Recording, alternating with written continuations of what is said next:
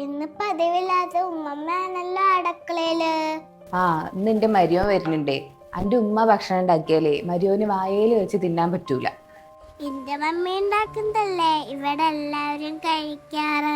ഉമ്മമ്മ വായല് വെക്കാതാണോ കഴിക്കാറ്?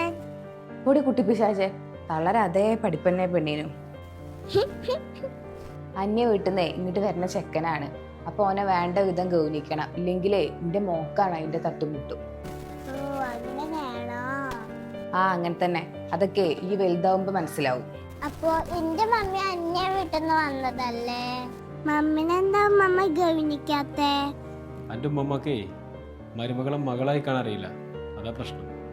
മാമന് ഇവിടെ ഇടയ്ക്കല്ലേ വരാറുള്ളൂ, ഉമ്മമ്മനായിട്ട് മിണ്ട പോലും ഇല്ല.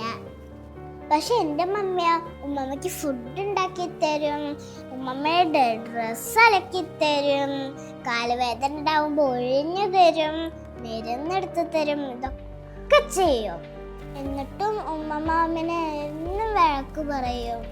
ഉമ്മമ്മ മാമനെ സ്നേഹിക്കുന്ന പോലെ എന്റെ മമ്മീനെ സ്നേഹിച്ചിട്ടുണ്ടെങ്കിൽ ഈ വീടൊരു സ്വർഗ്ഗമാണ് അല്ലേ പപ്പ?